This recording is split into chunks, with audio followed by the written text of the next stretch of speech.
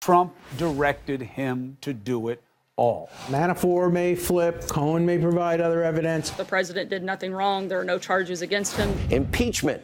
This is what they wanted for a long time. Amid a storm of legal implications, political questions, and even talk of impeachment, if I ever got impeached, I think the market would crash. there it was, a tweet from left field. I've asked Secretary of State Pompeo to closely study the South Africa land and farm seizures and expropriations and the large-scale killing of farmers.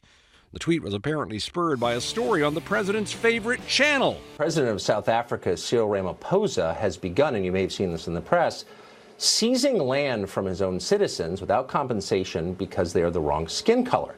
It's true the South African government is in a fierce debate over politics ahead of next year's elections. Debate on whether to allow some white-owned farms to be seized and handed to black citizens, reparation for years of apartheid. AfriForum, an activist group that mainly represents white South Africans, has called for international intervention. Millions of people in this country need your protection.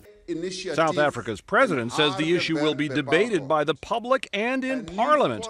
But is large-scale killing of farmers underway? Not according to a study last year from a large South African farmers group, which found while violence in rural parts of the country remains high, attacks on farmers have actually been declining. Trump's tweet was based on false information, government officials quickly said, calling them hysterical comments. Still, the false notion of white South African farmers under genocidal fire is a popular trope with white supremacists, neo-Nazis, and conspiracy theorists, some of whom have plenty to like in President Trump.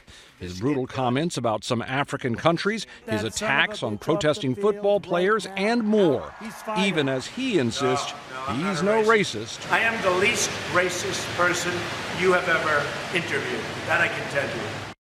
So, to be clear, as far as we can find, the president has never before directly tweeted about any issues in Africa, and now that he has chosen to do so, he has forwarded a piece of fake news about the alleged plight of white people living there.